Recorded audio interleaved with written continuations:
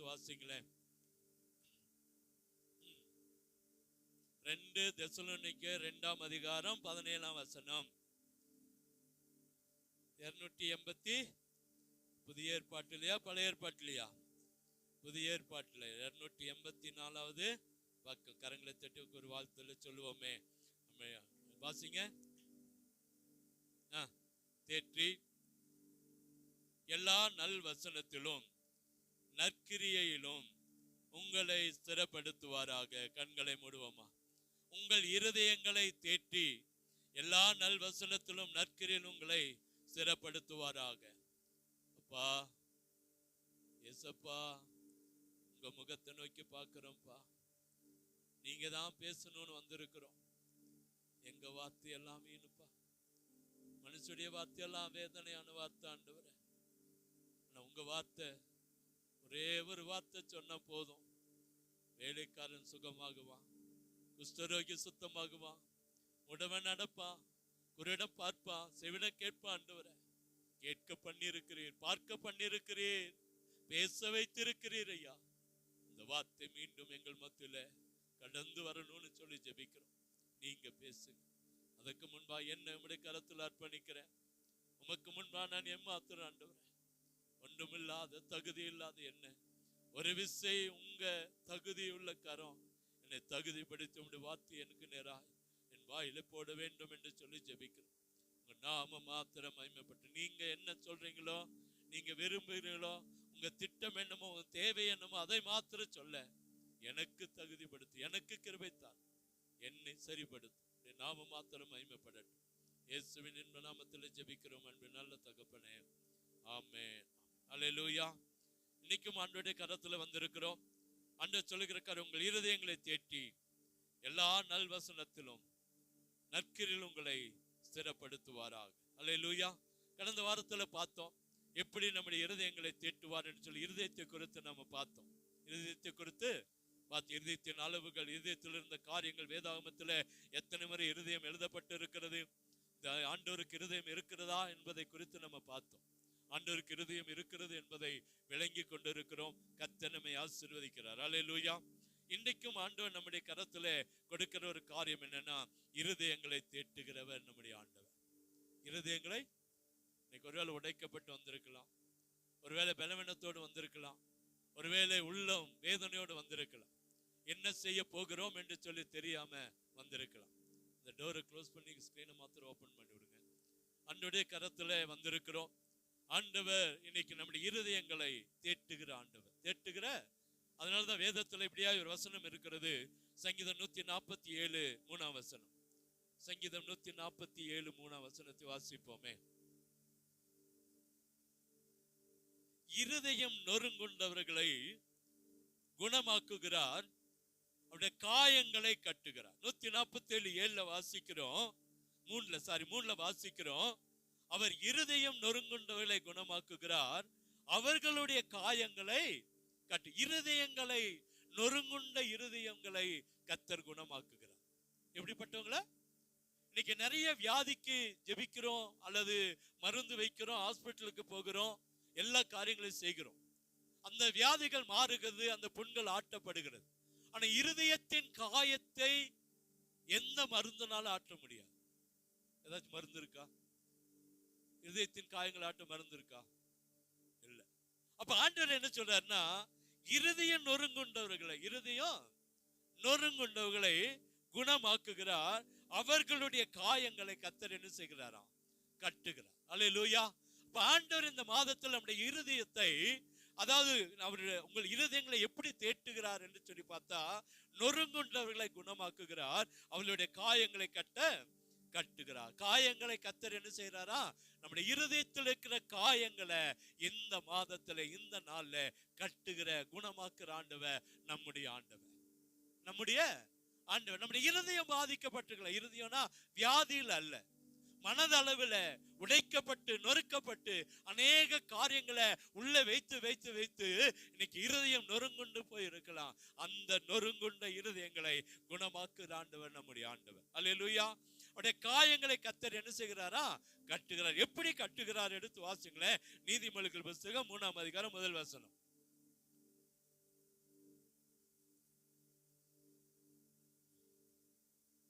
3:1. நீதிமொழிகள் 3:1. என் மகனே, என் போதகத்தை மறவாதே, உன் இருதயம் என் கட்டளைகளை காக்க கடவது. அல்லேலூயா. அவர் எப்படி நம்முடைய இருதயத்தில் இருக்கிற நொறுங்குண்ட காரியங்களை, இருதயத்தில் இருக்கிற காயங்களை குணமாக்கி கட்டுகிறார் என்று சொல்லி பார்த்தா அழகா நீதிமொழிகள் சொல்லி, என் மகனே என் போதகத்தை மறவாதே. அல்லேலூயா. இந்த உலகத்தில் இருக்கிற எந்த வார்த்தையும் நம்முடைய இருதயத்தின் காயங்களை கட்ட முடியாது. உலகத்துல மனிதன் கொடுக்கிற வாக்கு தத்தங்கள் இருதயத்தின் காயங்களை கட்ட முடியாது. மனிதன் கொடுக்கிற வாக்கு தத்தங்கள் அல்லது மனிதன் கொடுக்கிற உறுதிமொழிகள் இருதயத்தின் காயங்களை கட்ட முடியாது. அதனால என் மகனே என் போதகத்தை மறவாதே, என் போதகத்தை மறவாதே, உன் இருதயத்தை என்ன சொல்றாரு, என் கட்டளைகளை காக்க கடவுள். உன் இருதயம் என் கட்டளைகளை காக்க கடவுள். அப்ப ஆண்டவர் நம்முடைய இருதயம் எப்படி நொறுங்குண்ட இருதயம் மாறும், நம்முடைய இருதயம் நொறுங்குண்ட இருதயத்தை எப்படி காயங்களை கட்டுவார்னு சொன்னா தேவனுடைய வார்த்தை, தேவனுடைய வார்த்தை, தேவனுடைய போதகம், தேவனுடைய வார்த்தை தான் நம்முடைய இருதயங்களை, காயப்பட்ட இருதயங்களை கட்ட முடியும். காயப்பட்ட இருதயங்களை என்ன செய்ய முடியும், கட்ட முடியும். அல்லேலூயா. ஒன்ன மறந்துடக்கூடாது. அந்த இருதயத்தின் காயங்கள் எப்படி மனுஷனால கட்ட முடியுமா அல்லது மருத்துவத்தால கட்ட முடியுமா? இல்லைங்க, தேவனுடைய வார்த்தையினால கட்ட முடியும். தேவனுடைய வார்த்தை தான் கட்ட முடியும். இன்னைக்கு நம்முடைய மத்தியிலே தேவனுடைய வார்த்தை கடந்து வந்தாதான், தேவனுடைய பிரசன்னம் கடந்து வந்தாதான், தேவனுடைய வார்த்தை நம்முடைய இருதயத்துக்குள்ளே ஒரு பூரிப்பை உண்டாக்குனாதான் நம்ம இருதயத்தின் காயங்களை கட்ட முடியும். அல்லேலூயா. மனிதன் 1000 ஆறுதல்களை சொல்லலாம், மனிதன் 1000 ஆறுதல்களை சொல்லலாம். ஒரு சில மரண வீட்டுல போய் பார்க்கிறோம். பாத்தீங்கன்னா நம்ம சைட்ல கீழே உட்காந்து அல்ல சைட்ல உட்காந்து அழுகிற ஆட்களை பார்த்து இருக்கிறோம். இந்த மந்தில எல்லாம் பாத்தீங்கன்னா பாடி பக்கத்திலே உட்காந்துருவாங்க. என்ன சொல்றாங்க, அதுக்கு பக்கத்துல அவங்க மனைவி பிள்ளைகள் அந்த குடும்பம் அப்படியே லைனா உட்கார்ந்து இருக்கும் பாருங்க. நம்ம பார்த்துருக்கோமா இல்லையா? அவ்வளவு அந்த ஆறுதலா அந்த காரியங்களை சொல்லுகிறத பார்க்கிறோம். அங்க போயிட்டு அவங்க முதல்ல அந்த முகத்தை பார்க்கிறோம் இல்லையா, அவங்க முகத்தை தான் பார்க்கணும். அவ்வளவு வேதனையா இருக்கு. எத்தனையோ பேர் வராங்க, அவங்களுக்கு என்ன அப்படின்னா மனுஷன் கொடுக்கிற ஆறுதலுக்காக காத்திருக்கிற கூட்டமாய் அநேகர் இருக்கிறத பார்க்கிறோம். அல்லேலூயா. கடந்த நாட்கள் ஒரு மரணத்துக்கு போயிருந்தோம். போயிட்டு அப்படியே பார்த்துட்டு நின்றுட்டே இருந்தோம். ஜெபிக்கிறதுக்கு நேரம் கிடைக்குமா அப்படின்னு சொல்லி தெரியல. நான் சொன்னேன், ஒரு ஜெபம் பண்ணிட்டு போறோம். நாங்க என்ன செய்யறோம், ஒரு ஜெபம் பண்றோம். அப்போ அழுதுட்டே தான் இருந்தாங்க. ஆனா நாங்க ஜெபம் பண்ண ஆரம்பிச்ச உடனே அந்த அழுகை சத்தம் எல்லாம் மாறினது. ஏன்னா மனுஷனுடைய சத்தத்தை விட கடவுளுடைய சத்தத்துக்கு வல்லமை இருக்கிறது. அல்லேலூயா. இப்ப மனுஷன் 1000 வசனங்களை சொல்லலாம், 1000 வார்த்தைகளை சொல்லலாம். ஆனா தேவனுடைய வார்த்தைக்கு எப்போதுமே என்ன இருக்கிறதுங்க, வல்லமை இருக்கிறது. தேவனுடைய வசனத்துக்கு வல்லமை இருக்கிறது. காலையில நான் பஸ்க்கு வந்துட்டு இருந்தேன். இந்த பாட்டில் பொறுக்கிற ஆட்கள் அந்த பாட்டில் எடுத்து சேர்த்துற மாதிரி பிராந்தி பாட்டில், அதை சேர்த்துற ஆட்கள் ஒரு வண்டியில பாட்டில் போட்டு எல்லாத்தையும் பாட்டில வண்டியில போட்டிருக்கான். அந்த வண்டிக்கு முன்னாடி என்ன வசனம் இருக்குதுன்னா, இதோ திறந்த வாசல் உனக்கு முன்பாக வைத்திருக்கிறேன், ஒருவன் அதை போட்ட மாட்டான். எனக்கு சிரிப்பு வந்துச்சு. எதுல வசனம் போட்டிருக்கான்? இதை கலெக்ட் பண்ற வண்டியில அவனுக்கு ஒரு நம்பிக்கை இருக்கு, எந்த வீட்டுக்கு போனாலும் என்ன கிடைக்கும், பாட்டில் கிடைக்கும். போட்டிருக்கான் தலைக்குந்தால. காலையில நான் வரும்போது பார்த்தேன். அப்போ நான் பஸ்க்கு வந்துட்டு இருக்கும்போது திடீர்னு அந்த வண்டியை நிறுத்தி அங்க நிறைய பாட்டில் எல்லாம் உடனே அது போகும்போது ஏதோ விழுந்துச்சு போல, அதெல்லாம் சரிப்படுத்திட்டு இருக்கான். நான் அங்கிருந்தே பார்த்தேன், என்னடா ரோட்ல எல்லாம் பாட்டில் தூளை உடைச்சு போட்டிருக்கானே அப்படின்னு கொஞ்சம் கோபத்தோடு வந்தேன். வந்து இந்த வசனத்தை பார்த்துட்டேன். பார்த்தா எனக்கு மனசுக்குள்ள ஒரு சிரிப்பு. அவனுடைய நம்பிக்கை பாருங்க, இந்த திறந்த வாசலை உனக்கு முன்பாக வைத்திருக்கிற ஒருவனும் அதை நம்மள என்ன சொல்லுவோம், என் சமூகம் உனக்கு முன்பாக செல்லும். ஆனா அவனுக்கு ஒரு நம்பிக்கை. அவன் பாருங்க அப்ப எவ்வளவு உன்னிப்பா அந்த வசனத்தை தேர்ந்தெடுத்து போட்டிருப்பான் பாருங்க. நமக்கு இன்னைக்கு அது ஒரு காமெடியா இருக்கலாம், ஆனா அதை நினைச்சு பாருங்க. அவனுக்கு ஒரு நம்பிக்கை என்னன்னா, எனக்கு எங்க போனாலும் ஒரு வாசல் என்ன செய்யும், திறந்திருக்கும். எந்த வீட்லயும் எனக்கு என்ன செய்யும், பாட்டில் கிடைக்கும். அல்லேலூயா. அப்ப அவனுக்கு ஒரு நம்பிக்கை இருக்கு. ஆண்டோட பிள்ளைல உங்களுக்கு எனக்கும் எவ்வளவு நம்பிக்கை இருக்கணும் பாருங்க. அங்க சொல்றாரு பாருங்க, அவருடைய வசனம் தான். அவர் சொல்ற, என் மகனே என் போதகத்தை நீ என்ன செய்யாத, மறவாதே, உன் இருதயம் என் கட்டளைகளை காக்க கடவுள், என் கட்டளைகளை காக்க கடவுள். அப்ப ஆண்டவர் இந்த உலகத்துல உங்களுக்கு எனக்கு வைத்திருக்கிற ஒரு பெரிய பொக்கிஷம் என்னன்னா தேவனுடைய வார்த்தை. என்னதுங்க, தேவனுடைய வார்த்தை. தேவனுடைய வார்த்தை தான் நம்மளை தேட்ட முடியும். தேவனுடைய அந்த அந்த போதகம் தான் நம்மளை தேட்ட முடியும். எத்தனையோ காரியங்களுக்கு ஏன் 7 நாள் 6 நாளும் நம்ம வேலைகளை செஞ்சுட்டு 7ஆம் நாள் ஏன் சபைக்கு வரோம்? ஆண்டவரே உங்களுடைய வார்த்தை எங்களுக்கு வேணும் ஆண்டவரே. ஆண்டவரே உங்க வார்த்தை எனக்கு வேணும். ஒரு சில நாட்கள் அது ஃபெயிலியரா போயிருது. இந்த வார்த்தை நமக்கு கிரகிக்க முடியாம போயிடும். இருக்கா இல்லைங்களா? எல்லா வாரமும் திருப்தியா போறோம்னு இல்லை. ஏதோ ஒரு வாரம் நமக்குள்ள அந்த வார்த்தை நம்மளை ஏதோ ஒரு இடத்துல வேதனைப்படுத்தும், அல்லது அந்த ஏதோ ஒரு இடத்துல அதை நம்ம ஊன் பண்ணிட்டே இருக்கும். ஆனா அதனுடைய பலன் நிச்சயமா ஒரு அற்புதத்தை செய்யும். அற்புதத்தை அன்னைக்கு ஒருவேளை நான் கூட அநேக இடத்துல திருப்தி இல்லாம போயிருக்கேன். இந்த இடத்துல நின்னே சொல்றேனே, அநேக இடத்துல செய்தி கொடுத்துட்டு திருப்தி இல்லாம கூட போயிருக்கேன். நைட்டெல்லாம் உட்காந்து தூக்கம் வராது எனக்கு அன்னைக்கு செய்தி திருப்தி இல்லைன்னா நைட்டெல்லாம் தூங்கவே மாட்டேங்க, கேட்டுட்டே இருப்பேன். ஏன் ஆண்டவரே, எனக்கு அந்த மனசுல அந்த ஒரு அதாவது எப்படின்னா ஒரு பயம் வந்துடும். இன்னைக்கு சரியா நம்மளால என்ன செய்ய முடியல, செய்து கொடுக்க முடியல. உண்மையா சொல்றேன், ஓப்பனா உங்களோட சொல்றேன், மறைஞ்சொல்லாம் இல்லை. நிறைய நாட்கள் நான் ஆண்டவர்கிட்ட போய் அழுது இருக்கிறேன், ஆண்டவர்கிட்ட தனிமையா உட்காந்து ஏன் கேட்டிருக்கேன். ஆனா அது ஒரு சில நாட்களுக்குள்ள அது வெளிப்படும் பாருங்க, அப்பதான் தெரியும் ஆண்டவர் நம்மோடு பேசி இருக்கிறார். அல்லேலூயா. ஆண்டவருடைய வார்த்தை ஒரு நாளும் தவறி கீழே போகாதுங்க. ஆண்டவருடைய வார்த்தை ஒரு நாளும் அந்த வார்த்தை வெறுமையா கீழே விழவே விழாது. அல்லேலூயா. எதையோ ஒன்று செய்வார். ஆனா அன்னைக்கு அந்த வாரத்துல அந்த ஞாயிற்றுக்கிழமை திருப்தி இல்லாம இருந்திருப்போம். ஒருவேளை அந்த வார்த்தை நம்ம வாழ்க்கையில எதையோ ஒன்று உணர்த்தும். நான் விட்டு நிறைய வாரங்கள் மன்னிப்பு கேட்டிருக்கேன், நிறைய நாட்கள் மன்னிப்பு கேட்டிருக்கேன். ஏன்னா திருப்தியா ஆண்டு ஜனங்களுக்கு அந்த வார்த்தை என்ன செய்ய முடியலையே, போய் சேரல. எனக்கு தெரியும் உங்களுக்கு உள்ள போதா போகலையான்னு எனக்கு தெரியும். உள்ள வரும்போதே இன்னைக்கு இந்த வார்த்தை கிரியை செய்யுமா கிரியை செய்யாதா, வெளியே போகும்போதே தெரியும் இந்த வார்த்தை கிரியை செஞ்சிருக்கா கிரியை செய்யலையா அப்படின்னு சொல்லி நமக்கு என்ன செய்யும் தெரியும். அல்லேலூயா.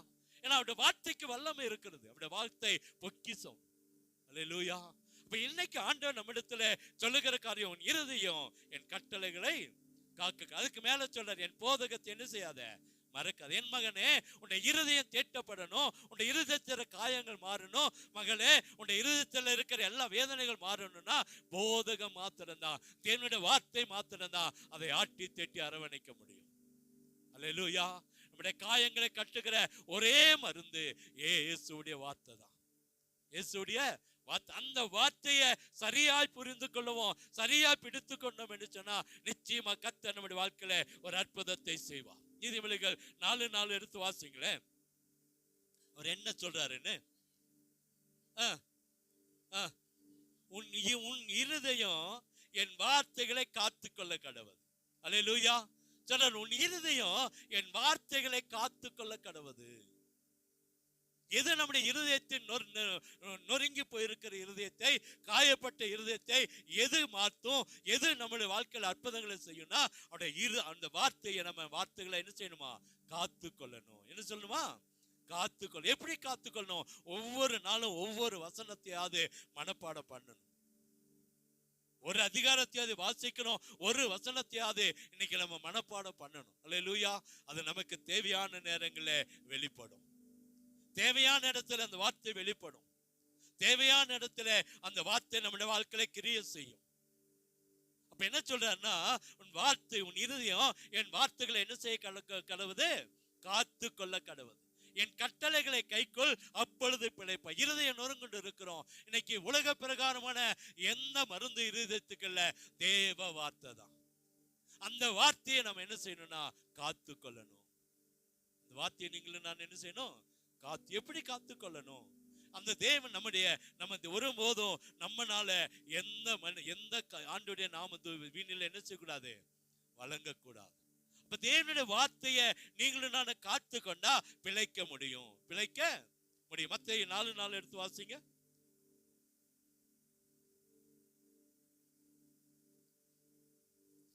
மத்தேயு 4:4.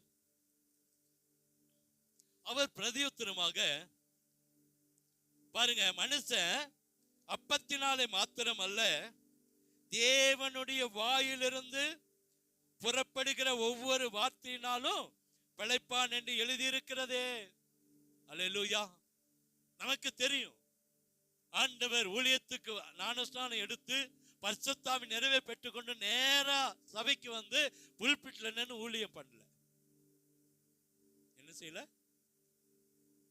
தெரியுமா? ஆண்டவர் ஞானஸ்நானம் எடுத்து பரிசுத்தாவின் நிறைவை பெற்றுக்கொண்டு உடனே போய் பெத்லகேமில் இருக்கிற திருச்சபைக்குள்ள உள்ள போய் நிக்கவே இல்லை. எங்க போனாருங்க? வனாந்தரத்துக்கு போனார். ஏன்? தன்னை சரிப்படுத்திக் கொள்ள. தன்னை இன்னைக்கு ஊழியம் ரொம்ப ஈஸியா ஆயிடுச்சு, ரொம்ப லகுவாயிடுச்சு. இன்னைக்கு ஊழியத்தை நினைச்சா ரொம்ப வேதனையா இருக்கு. இன்னைக்கு ஆரம்பத்தில் இருந்த அந்த ஊழியம் இல்லை. இன்னைக்கு ஆரம்பத்தில் இருந்த அந்த பரிசுத்தம், அந்த ஊழியத்தை குறித்து பாரம் இன்னைக்கு எல்லாமே போயிடுச்சு. ஊட்டியில 11 ஃபெலோஷிப் இருக்கு. எத்தனை? இன்னும் கூடனாலும் கூடலாம். அப்ப எத்தனை ஊழியர்கள் இருப்பாங்க பாருங்க. ஊட்டியில மாத்திரம், நீலகிரியில் இல்ல, ஊட்டியில மாத்திரம். அந்த மாத்திரமா 750 திருச்சபைகள் நீலகிரி மாவட்டத்தில் இருக்கு. எவ்வளவு? எத்தனைங்க? நீலகிரியில் 6 தாலுக்காலையும் 750 திருச்சபைகள். இதுல பாத்தீங்கன்னா ஒரு 400 திருச்சபை தான் ஊழியர்கள் இருக்கிற திருச்சபை. எவ்வளவுங்க? 400. இது 350 என்ன இல்லைங்க, பெயருக்கு தான் இருக்கிறாங்க ஊழியர்கள் என்ற பேர்ல. ஆமா, வீட்டு சபை கூட இல்லைங்க. இன்னைக்கு ஒருத்தர் காலையில உடுமலைப்பேட்டையில இருந்து ஜபத்துக்கு வர்றாரு. எனக்கு தெரியாது, அவருக்கும் விடாம லிங்க் அனுப்பிச்சுடுறேன். அவருக்கும் விடாம காலை லிங்க் அனுப்பிச்சுடுறேன். ஒரு நாள் ஒரு பாஸ்டர் கூப்பிட்டு, பாஸ்டர் நீங்க அனுப்பிச்சுடுற செய்தியெல்லாம் எங்களுக்கு தெரியும், டெய்லி வந்துடுது அப்படின்னாரு. பந்தலூர்ல இருந்து. எப்படி ஐயான்னு கேட்டேன். அந்த பாஸ்டர் உடனே நீங்க அனுப்பிச்சுடுறத இன்றைக்கு இத்தனை பேர் கலந்து கொண்டார்கள் என்று சொல்லி நான் உடனே அனுப்பிச்சுடுவேன், ஒரு செய்தி போடுவேன். அதை அப்படியே அவர் ஃபார்வர்ட் பண்ணிடுவார் அந்த குரூப்புக்கு ஃபார்வர்ட் பண்ணிடுவார். ஏன்னா எல்லாருக்கும் என்னன்னா இவர் அங்கதான் ஊழியம் செய்யறாரு அப்படின்னு நினைச்சுடுவாங்க. அப்புறம் ஒரு நாள் கூப்பிட்டு கேட்டா அவர் இருக்குது உடுமலைப்பேட்டையில, ஆனா இங்க அட்டென்ட் பண்ணது நம்ம கூட வர்றாரு. கூடலூர் தாலுக்காவுக்காக பாரத்தோடு ஜெபிக்கிறார். பாரத்தை நான் தப்பா சொல்ல, ஆனா இன்னைக்கு ஊழியங்களே இல்ல இன்னைக்கு நிறைய பேரோட வாழ்க்கையில. அப்போ இன்னைக்கு ஊழியங்கள் ரொம்ப சர்வசாதாரணம் ஆயிடுச்சு. ஆனா ஆண்டவர் பாருங்க, உடனே அவர் அந்த ஞானஸ்நானம் எடுத்து அவர் போல யாருமே அபிஷேகத்தை பெற்றுக்க முடியாது. நம்ம எல்லாம் கெஞ்சணும். நான் ஞானஸ்நானம் எடுத்துட்டு வந்து ஃபர்ஸ்ட் வாரம் சனிக்கிழமை ஏதோ ஞானஸ்நானம், எனக்கு இவங்க நான் ரெண்டு பேர் ஒன்னா தான் எடுத்தோம். ஞானஸ்நானம் எடுத்துட்டு வந்துட்டு அந்த வாரம் கம்யூனியன் எடுத்துட்டோம். அந்த சண்டே கம்யூனியன் எடுத்தாச்சு. அந்த வாரம் பூரா எனக்கு அபிஷேகமே கிடைக்கல. இல்ல, அந்த வெள்ளிக்கிழமை நான் எங்க வீட்டுல மரத்துல அந்த கட்டில், அந்த மரத்துல செஞ்ச கட்டில், அப்போல்லாம் இந்த மாதிரி நல்ல கட்டில் எல்லாம் கிடையாது. மரம் அந்த கால் இருக்கு இல்லைங்களா, அந்த கப்புறம் அந்த மரத்துல வைத்த ஒரு கட்டில் செஞ்சு வச்சிருப்பாங்க. இந்த கட்டில் காலை பிடிச்சு நான் கதறின இன்னைக்கு எனக்கு ஞாபகம் இருக்கு. எனக்கு அபிஷேகத்தை தாங்க ஆண்டவரே, எனக்கு என்ன கொடுங்க, அபிஷேகத்தை தாங்க. ஏன்னா சின்ன பையன்ல அபிஷேகத்தை பெற்றேன். ஒரு சில நாட்கள் பின்மாறி போனதுனால இந்த அபிஷேகம் காணாமல் போனது. சின்ன பசங்க 8-10 வயசுல எனக்கு அபிஷேகத்தை கற்றுக் கொடுத்தா. ஆனா அதை நான் 10வது படிக்கும் போது வீணடிச்சேன். பின்மாறி போனேன், ஆண்டவரை விட்டு தூரம் போனேன், சபைக்கு போகல, உலக பிரகாரமான காரியங்களுக்கு ஓடி போனேன். என் அபிஷேகம் என்னை விட்டு எடுக்கப்பட்டது. திரும்பமாய் கெஞ்சி அழுது கதறி ஒரு நாள் முழுமையாய் தேவ சமத்துல காத்திருந்திருக்கிறேன். அபிஷேகம் கிடைச்சாதான் அந்த ஞாயிற்றுக்கிழமை எங்க போவேன், சபைக்கு போவேன். அன்னைக்கு வெள்ளிக்கிழமை பாஸ்டிங் பிரேயருக்கு நான் போல, உட்கார்ந்து அழுகிறேன். எனக்கு அபிஷேகம் வேணும், ஆண்டவர் கொடுத்தார். ஏன் இதை சொல்றேன்னா, அன்னைக்கு ஆண்டவருக்கு பாருங்க அபிஷேகத்தோட அவர் வல்லமையா ஞானஸ்நானம் எடுத்து மேல வந்தார். பயங்கர வல்லமை. புறாவை போல அபிஷேகம் என்ன செஞ்சு இறங்குச்சு. அவர் நினைச்சிருந்தா உடனே வந்து ஊழியத்தை செஞ்சிருக்க முடியாது, செய்யவே இல்லை. 40 நாட்கள் இரவும் பகலும் சாப்பிடாம தேவ சமூகத்துல காத்திருந்தார். வனாந்தரத்துல காத்திருந்து முடிச்சு 40 நாள் முடிச்சு வெளியே வரும்போது இந்த சம்பவத்தை பார்க்கிறோம். பிசாசு நேரடியா வந்து நிக்கிறான். ரொம்ப பசியா இருப்பீங்க ஆண்டவரே, இந்த கல்லை கொடுத்து அப்பங்களாக்கி சாப்பிட்டுங்க. என்ன செய்யறான் அவன்? நினைச்சிருந்தா பரோட்டாவை வாங்கிட்டு வந்து கொடுத்துருக்கலாம். காலையில பசங்களுக்கு சொன்னேன், பரோட்டான்னு எழுதி பேப்பர்ல டிப்பர்ல எழுதி கையில கொடுத்துடலாம் உங்களுக்கு எல்லாம் சொல்லியிருக்கேன். பரோட்டா வைக்காம பரோட்டா கறின்னு சொல்லி எழுதி டிஃபன் பாக்ஸ்ல ஒரு பேப்பர் போட்டு எதுக்கு சொன்னேன்னு அவங்களுக்கு தெரியும். எதுக்கு சொன்னேன்னு அவங்களுக்கு தெரியும். அப்போ இன்னைக்கு அவங்க ஆண்டவர் பிசாசு நிறைய ஒரு பலகார கூடையே கொண்டு நிறுத்தி இருக்கலாம். நாம பாருங்க, சோதிக்கலாம் பாருங்க. ஒரு கல்லை கொண்டு வந்து கொடுத்துட்டு இந்த கல்லு அப்பங்களாக்கி சாப்பிடுங்க, அப்பங்களாக்கி. அப்பதான் ஆண்டவர் சொல்றாரு, அவன் தேவனுடைய வாயிலிருந்து புறப்படுகிற ஒவ்வொரு வார்த்தையினாலும் பிழைப்பான். மனுஷன் அப்பத்தினால மாத்திரம் அல்ல. அப்ப உலகத்துல இன்னைக்கு அப்ப மாத்திரம் நமக்கு ஆசீர்வாதம் அல்ல, தேவனுடைய வாயிலிருந்து வருகிற வார்த்தை தான் நம்முடைய இருதயத்தை, காயங்களை மாற்றும். அல்லேலூயா. அந்த தேவ வார்த்தை அழகா சொல்றாரு அங்கே, மனுஷன் அப்பத்தினாலே மாத்திரம் அல்ல, தேவனுடைய வாயிலிருந்து புறப்படுகிற ஒவ்வொரு வார்த்தையினாலும். எங்கிருந்து வர வார்த்தை? தேவனுடைய வாயிலிருந்து புறப்படுகிற ஒவ்வொரு வார்த்தையும் பிழைக்க செய்யும். அல்லேலூயா. இன்னைக்கு உங்களுடைய என்னுடைய இருதயத்தின் காயங்களை கட்டுகிற ஒரே காரியம் தேவனுடைய வார்த்தை தான். அப்ப தேவனுடைய வார்த்தையை ஒவ்வொரு நாளும் தியானிக்கணும், ஒவ்வொரு நாளும் தியானிக்கணும். அல்லேலூயா. ஆண்டவர் எப்போதுமே நம்மளோட பேசுகிற தெய்வம். அவர் பேசாத கல்லோ மரமோ அல்ல, பேசாத தெய்வம் இல்ல, பேசுகிற ஆண்டவர் நம்மோடு பேசுவார். ஏதாவது ஒரு விதத்துல நம்மளோடு கூட பேசிக்கொண்டே இருப்பார். அல்லேலூயா. இருக்கிற ஒவ்வொரு கர்த்தர் பேசுவார். சின்ன பிள்ளைங்களோடு பேசுவார், வாலிப பிள்ளைகளோடு பேசுவார், ஆண்களோடு பேசுவார், பெண்களோடு பேசுவார், எல்லாரோடு கர்த்தர் பேசுவார். அதாங்க சொல்லப்படுகிறது, மனுஷன் அப்பத்தினாலே மாத்திரமல்ல, தேவனுடைய வாயிலிருந்து புறப்படுகிற ஒவ்வொரு வார்த்தையினாலும் பிழைப்பான். அல்லேலூயா. அப்ப ஆண்டவருடைய வார்த்தை எது ஏன் நம்முடைய இதயத்தின் ஆழங்களை பார்க்குது, இதயத்தில் இருக்கிற வேதனைகளை எப்படி மாற்றும்? தேவனுடைய வார்த்தை மாற்றும், தேவனுடைய வார்த்தை மாற்றும். அந்த தேவனுடைய வார்த்தை நமக்குள்ள கிரியை செய்யணும்னா நம்ம என்ன செய்யணும்? எடுத்து வாசிங்க, யாத்திராகமம் புத்தகம் 4:14.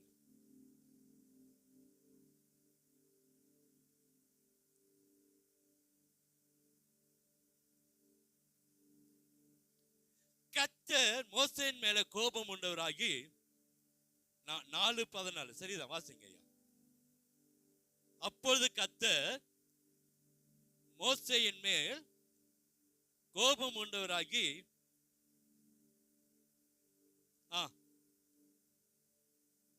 நன்றாய் பேசுகிறவன் என்று அறிவேன்,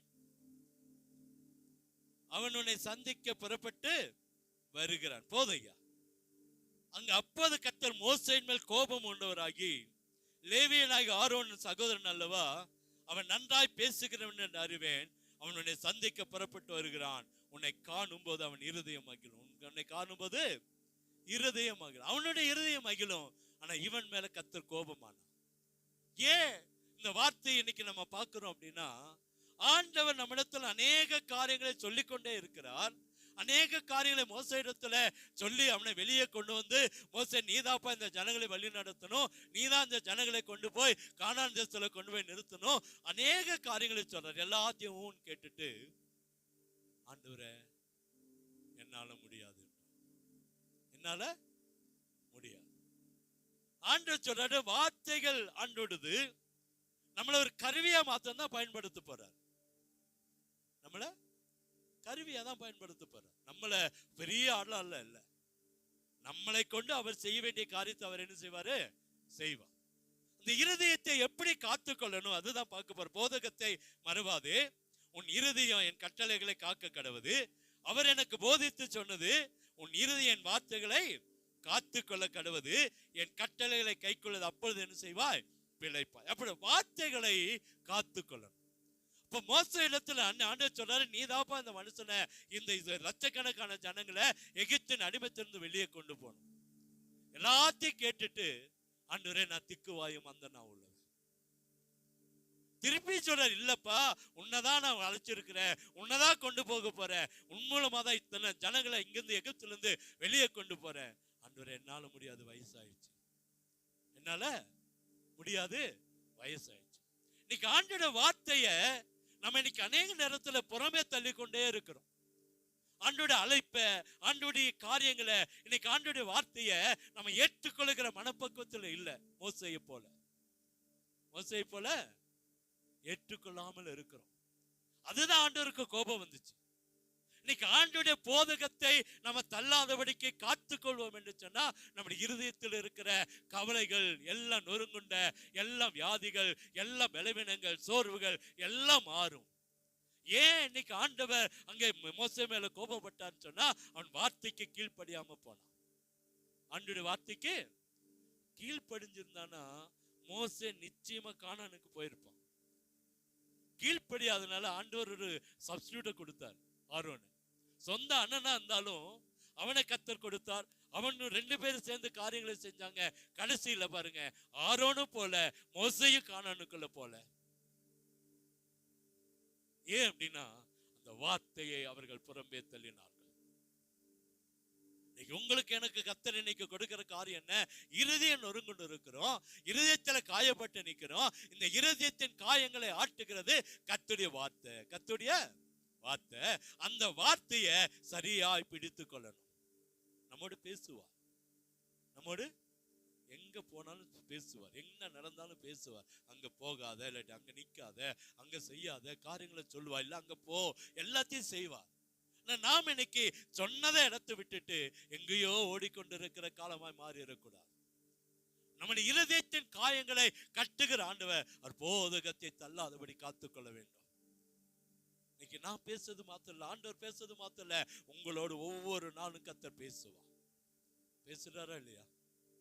பேசுவார் இல்ல, பேசுறாரா இல்லையா? பேசுறாரு, பேசுவார் இல்ல, பேசுறார், பேசுகிறார். அல்லேலூயா. இருக்கிற சின்ன பையனு கூட கர்த்தர் பேசுவார், சின்ன பிள்ளைகளோடு கூட கர்த்தர் பேசுவார். சின்ன சாமுவேல் ஆலயத்தை குறித்தோ தேவனை குறித்தோ கொஞ்சம் கூட தெரியாது. அவங்க அம்மா கொண்டு வந்து விட்டுட்டு போயிட்டாங்க, அவ்வளவுதான். அந்த இருட்டாகிறதுக்குள்ள சபைக்குள்ள போய் படுத்துடணும். இப்ப எத்தனை மணிக்கு சாப்பிட்டு எத்தனை மணிக்கு படுத்திருப்பான் பாருங்க. அந்த இருட்டதுக்குள்ள சபைக்குள்ள போய் கதவெல்லாம் சாத்திட்டு படுத்துடணும். அப்படிப்பட்ட ஒரு குட்டி சாமுவேலு கூட கர்த்தர் பேசுவார் என்று சொன்னா இருக்கிற எல்லாரோடு கர்த்தர் பேசுவார். அல்லேலூயா. அந்த வார்த்தை தான் நம்முடைய இருதயத்தில் இருக்கிற வேதனைகளை மாற்றக்கூடிய வார்த்தை. இன்னைக்கு ஏன் நம்முடைய இருதயத்துல காயங்கள், ஏன் இன்னைக்கு நொறுங்கிட்டு கிடக்கிறோம், ஏன் இன்னைக்கு காயங்களோடு கிடக்கிறோம்? ஆண்டோட வார்த்தையை இன்னும் நம்ம சரியா புரிந்து கொள்ளாதனால. மோசேக்கு ஒரு பெரிய பதவியை கர்த்தர் கொடுத்தார், ஒரு பெரிய ஸ்தானத்தை கர்த்தர் கொடுத்தார். ஆனா அதை உதாசீனப்படுத்திட்டான். கர்த்தருடைய கோபம் முதலாவது மோசே மேல விழுந்துச்சு, மோசே மேல விழுக ஆரம்பிச்சது. அல்லேலூயா. இன்னைக்கு உங்களுடைய வாழ்க்கையில என்னுடைய வாழ்க்கையிலும் ஆண்டோட கோபத்துக்கு ஆளாகாதபடிக்கு அவருடைய வார்த்தையை காத்துக்கொள்வோம் என்று சொன்னால் நம்முடைய இருதயத்தில் இருக்கிற நொறுங்குண்ட காயங்களை கர்த்தர் வெளியே கொண்டு வந்து அதை ஆட்டி தேட்ட அவரால் முடியும். இந்த வார்த்தையை சரியாய் பிடித்துக் கொள்ளணும், வார்த்தையை சரியாய் பிடித்துக் கொள்ளணும். அதே புஸ்தகத்துல நமக்கு தெரியும், 3ஆம் அதிகாரத்துல வாசிக்கும் 3:24, ஏன் ஆதாமியை வெளியே கொண்டு போனா? தேவனுடைய வார்த்தையை மீறினதுனால. அல்லேலூயா. சொல்றாரு, எடுத்து வாசிங்க. 2ஆம் அதிகாரம் 16-17 வாசிங்க. ஆதியாகமம் 2ஆம் அதிகாரம் 16-17.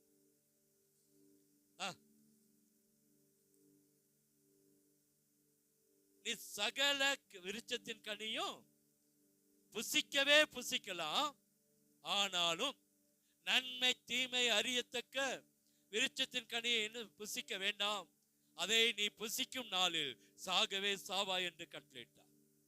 ஆண்டவர் அழகா சொன்ன, எல்லாத்தையும் உருவாக்குனார். எல்லாவற்றையும் நான் போன முந்தின மாசமே சொன்னேன், எல்லாத்தையும் படைச்சிட்டு தான் மனுஷனை படைச்சார். இன்னைக்கு உங்களுக்கு எனக்கு வேண்டி சகல ஆசீர்வாதங்கள் கர்த்தர் வைத்திருக்கிறார். அல்லேலூயா. நிறைய பெண்கள் பேசுறதை கேட்பேன். இன்னைக்கு குழம்பு என்ன வைக்கிறது, பேர் என்ன வைக்கிறது? இன்னைக்கு ஒரு பெரிய பிரச்சனை என்ன, குழம்புக்கு பேர் என்ன வைக்கிறது? குழந்தை பிறந்த போது கூட இந்த கவலைப்பாடு இருக்க மாட்டான், பிள்ளைக்கு என்ன பேர் வைக்கிறது. ஒவ்வொரு நாளும் இவங்க பேசுறதை நான் கேட்பேன். இல்லக்கா, இன்னும் என்ன பேர் வைக்கிறதுன்னு தெரியல. நமக்கு இன்னைக்கு குழம்புக்கு பேர் வைக்கிறதுக்கு ஒரு கவலை இருக்கு. குழம்புக்கு ஆண்டவர் அன்னைக்கே பேர் வச்சுட்டார், சகல ஆசீர்வாதங்களுக்கு கொடுத்தாரு. ஆனால் அந்த குழம்பு வைக்கிறாங்களா இல்லையா? அதை சாப்பிட்றோமா இல்லையா? பேர் வைக்கிறாங்களோ வைக்கலையோ, பிரதிஷ்டை பண்ணி கேக் வெட்டுறாங்களோ அது தெரியல. ஆனா குழம்பு வைக்கிறாங்க, சாப்பிட்றோம். ஆண்டவர் அப்படிதான். ஆண்டவர் அழகாய் நம்மை ஆசீர்வதிக்கிற ஆண்டவர். அல்லேலூயா.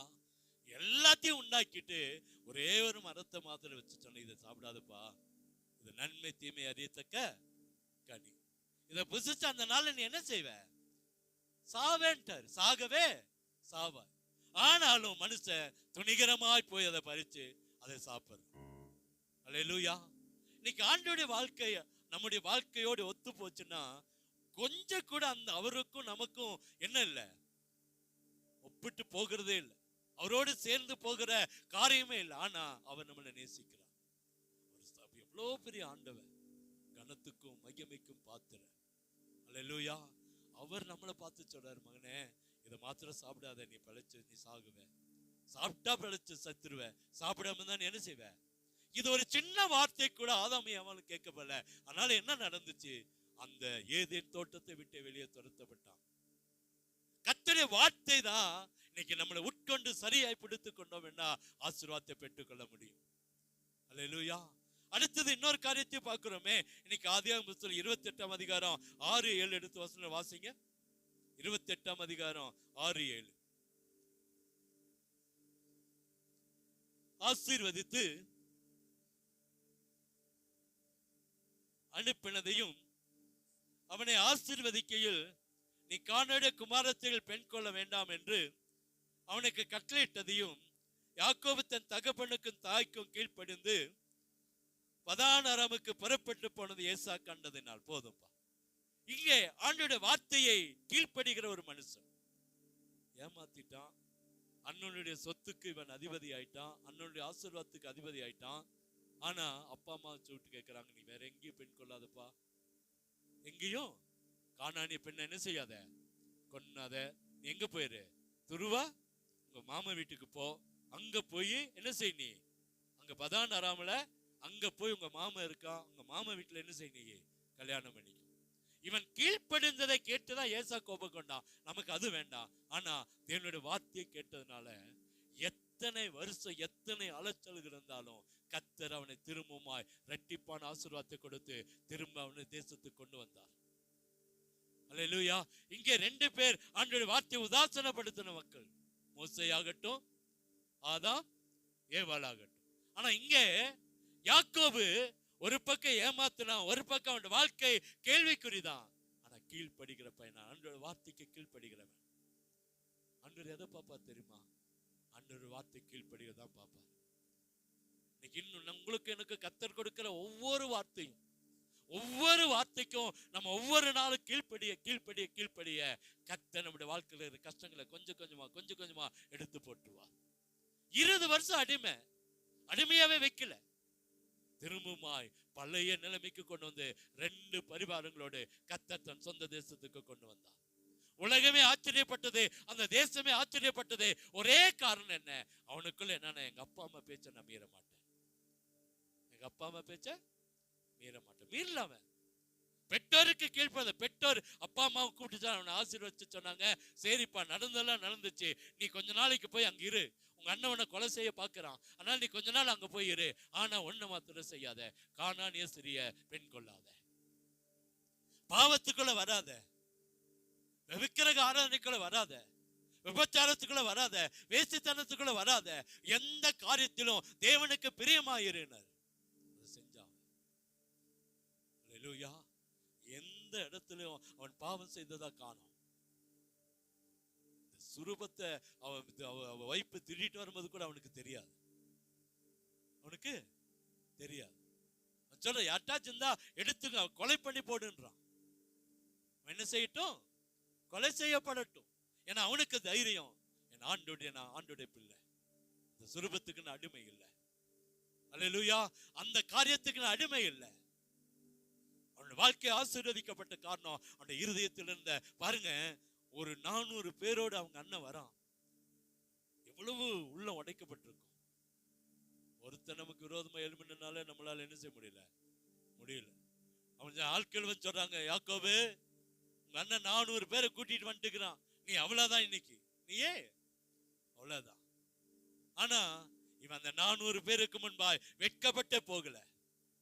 கர்த்தரவனை உயர்த்துகிறார். கர்த்தரவனை அந்த வார்த்தை தான், தேவ வார்த்தையை நீங்களும் நானும் சரியாய் பிடித்துக் கொள்வோம் என்று சொன்னா, இந்த மாதத்துல நம்முடைய இருதயத்தின் வேதனைகளை, இருதயத்தின் பாரங்களை மாற்றுகிறது ஒரே ஒரு காரியம், தேவனுடைய வார்த்தை. அல்லேலூயா. ஒவ்வொரு நாளும் முடிந்த அளவுக்கு இந்த வேதாகமத்தை வாசிங்க.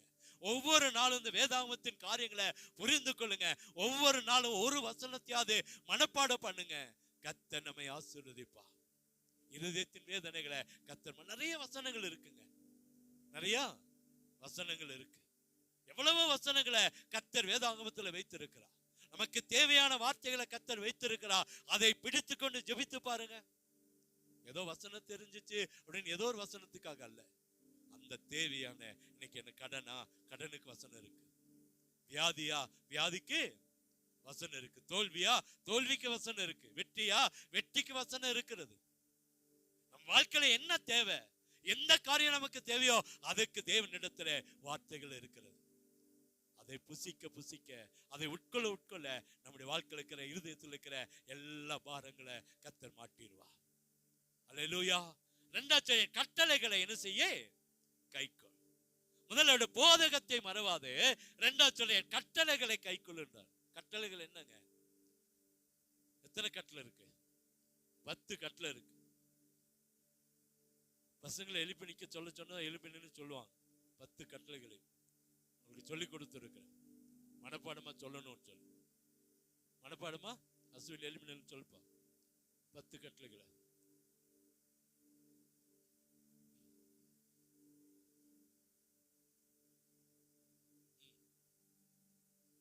ஓய்வு நாளை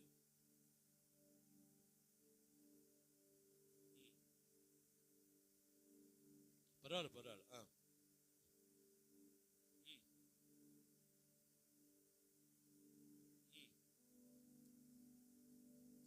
முதல் ஒரு வசனம் ஒன்று இருக்கு. பிறனை பற்றி பொய் சாட்சி சொல்லாதிருப்பாயாக. 10வது தான் பிறனுக்குரியதை இச்சியாதிருப்பாயாக. அல்லேலூயா.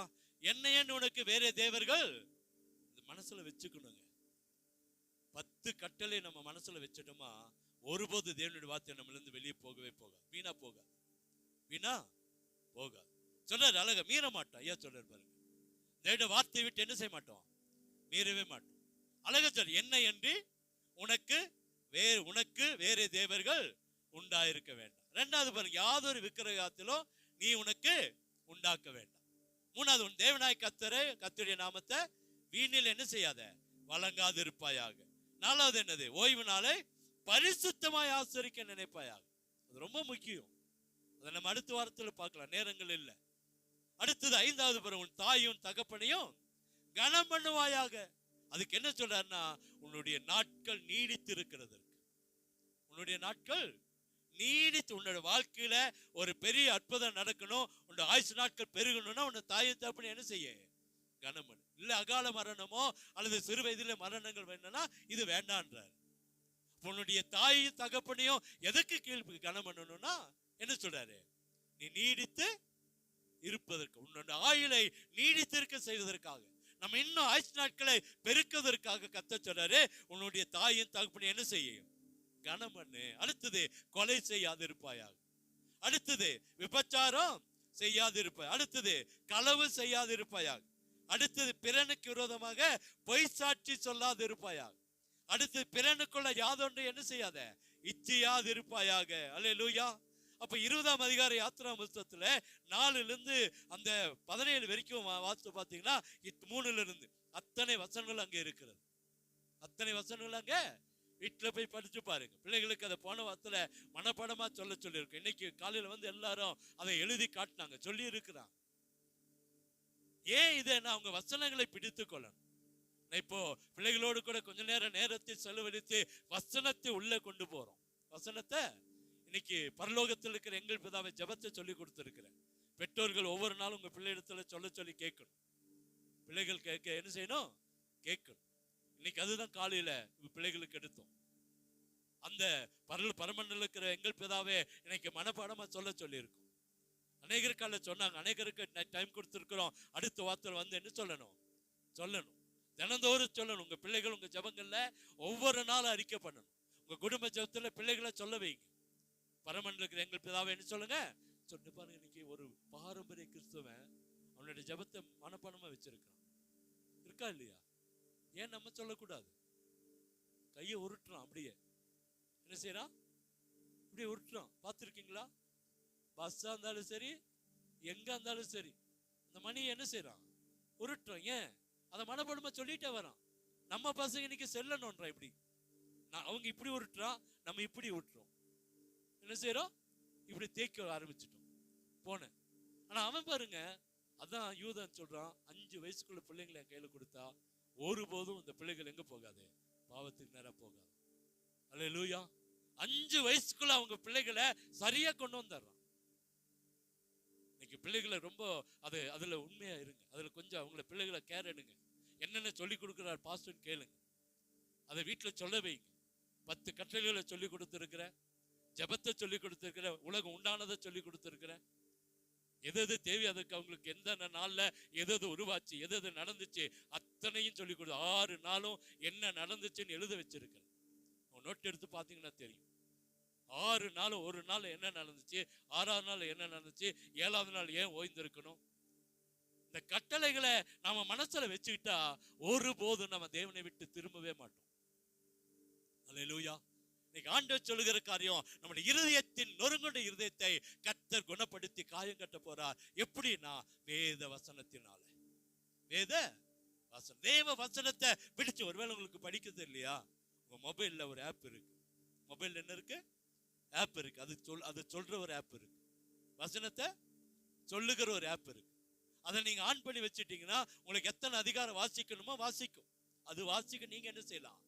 கேட்கலாம். நான் நிறைய முறை சேம வாசிக்க வச்சு நான் கேட்டுக்கொண்டு இருப்பேன். நாங்க 2 பேரும், அதான் எங்களுக்கு வேலை. நீ வாசி, நாங்க என்ன செய்யறோம்? கேட்கிறோம்.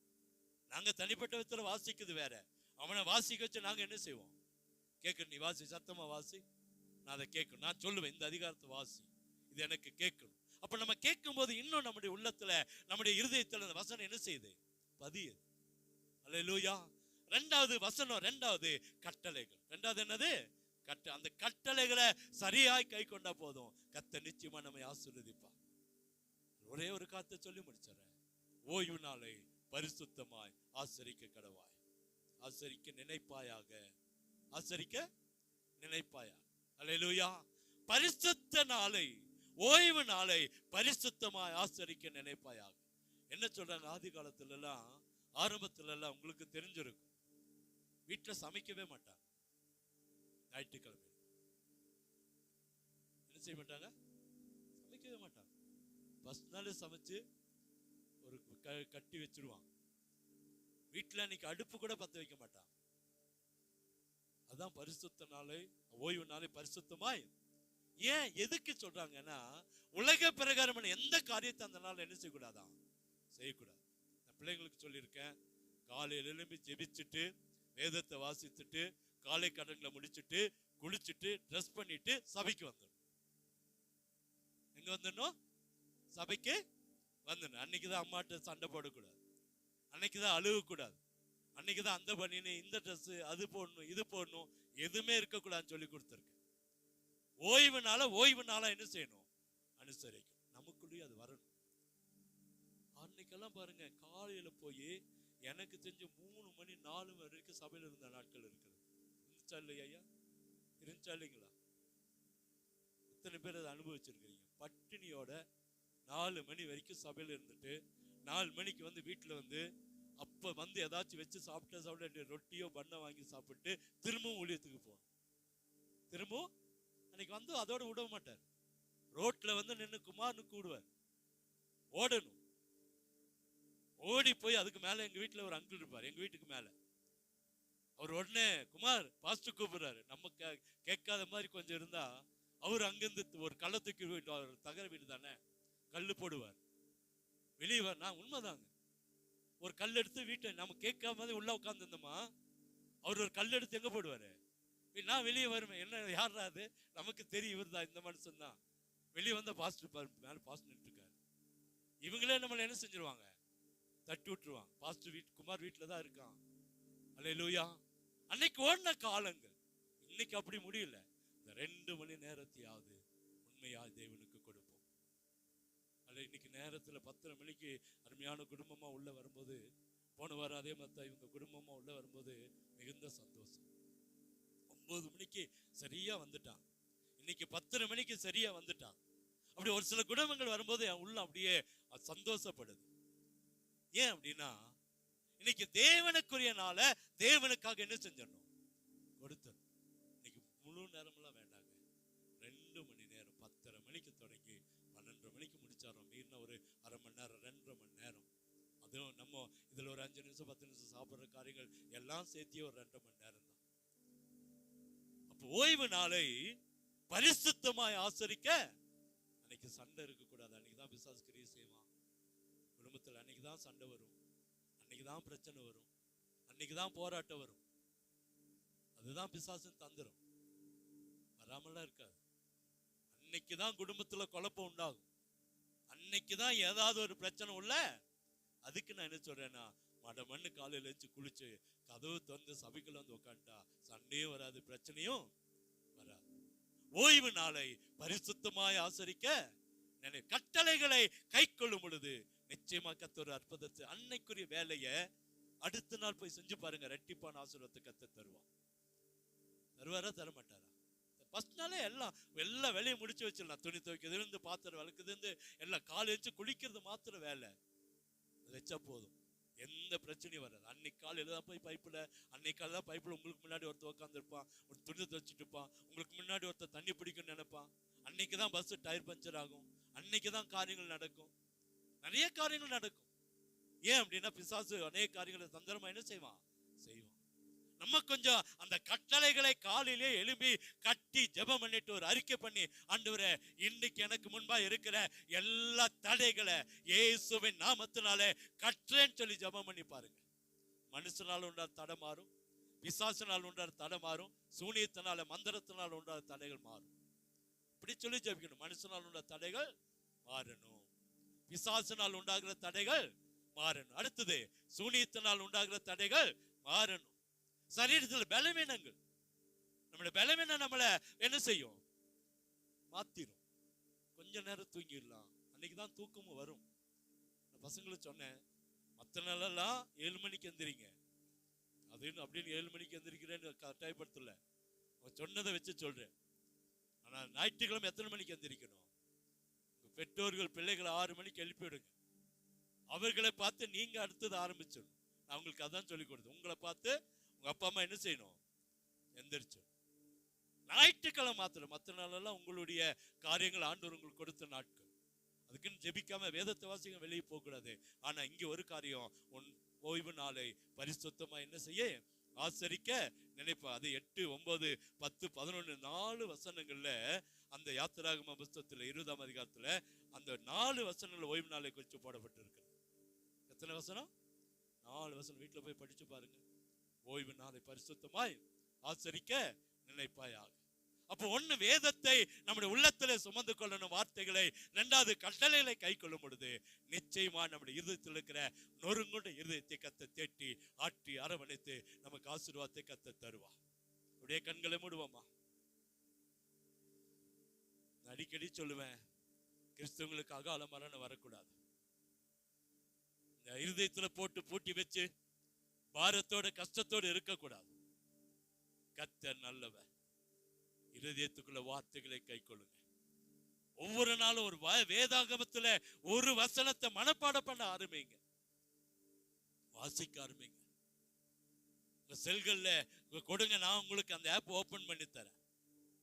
வாசிக்கிற ஆப் இருக்கு, கிறிஸ்துவ வேதாகமத்தை வாசிக்கிற ஒரு ஆப் இருக்கு. அதை நீங்க போட்டு கேட்கலாம். முடியாதவங்களுக்கு, அதாவது படிக்க முடியாத அநேகர் இருக்கிறீங்க, உங்களுக்காக சொல்றேன். அநேக தடுமையான படிக்கிற ஆட்களும் இருக்கிறீங்க.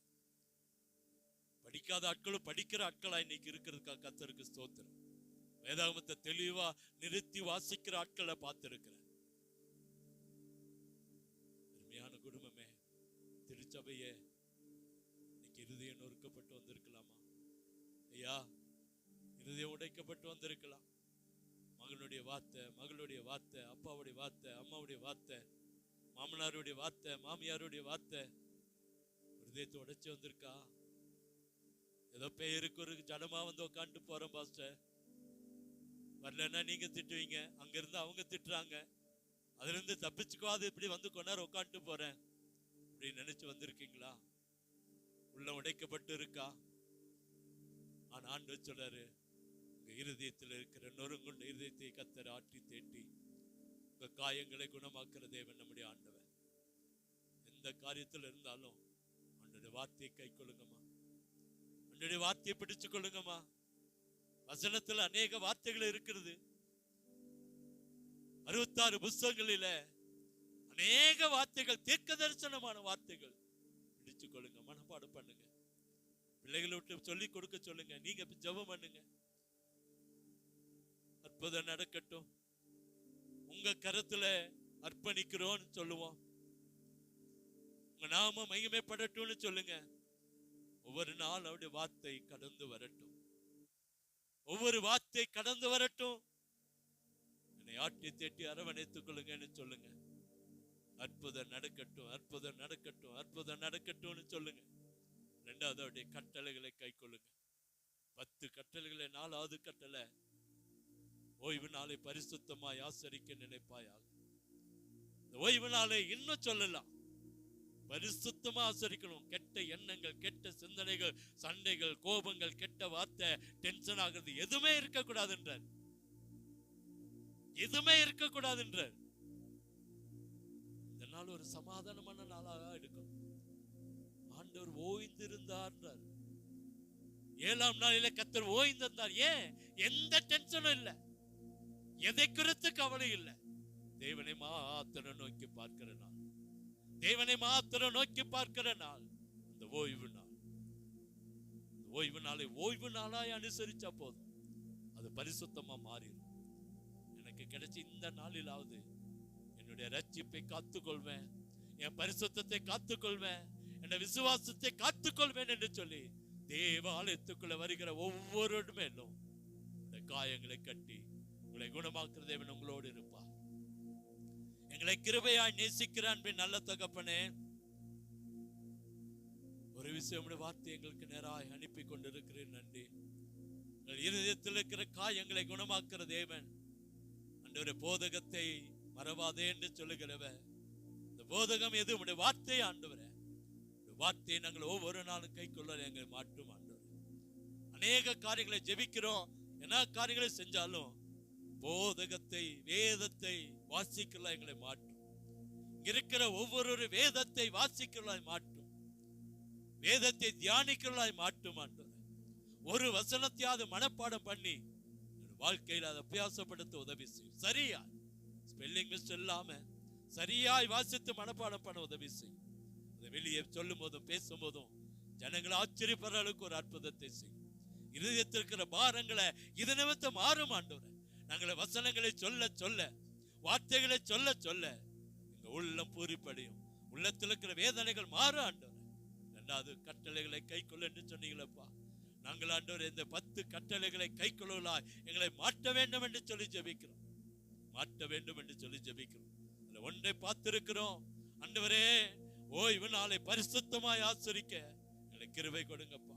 வேற எந்த காரியங்களையும் செய்யாதபடிக்கு உங்க சமூகத்திலேயே காத்து கிடக்கு, உங்க சமூகத்திலே விழுந்து கிடக்கிற ஒரு நாளாய் அந்த நாளை மாற்ற வேண்டும் என்று சொல்லி ஜெபிக்கிறோம். அற்புதம் நடக்கட்டும், அற்புதம் நடக்கட்டும், அற்புதம் நடக்கும். வந்திருக்கிற ஒவ்வொரு பேசும் ஆண்டவரே, எல்லாருக்குள்ள இந்த வார்த்தை கிரியை செய்யட்டும்.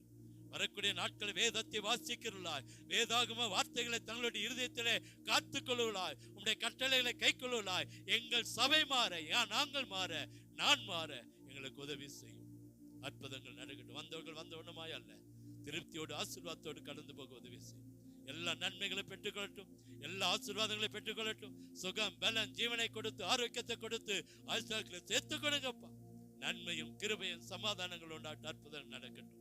ஒவ்வொரு வீட்டிலும், ஒவ்வொரு வீட்டிலும், ஒவ்வொரு குடும்பத்தில் ஆசீர்வாதத்தை கட்டணும். கையிட்டு செய்கிற வேலைகள், விவசாயங்கள், மிருக ஜீவன்கள், வாகனங்கள், ஆண்டவரே வியாபாரங்கள் எல்லாம் செழித்திருக்கட்டும்.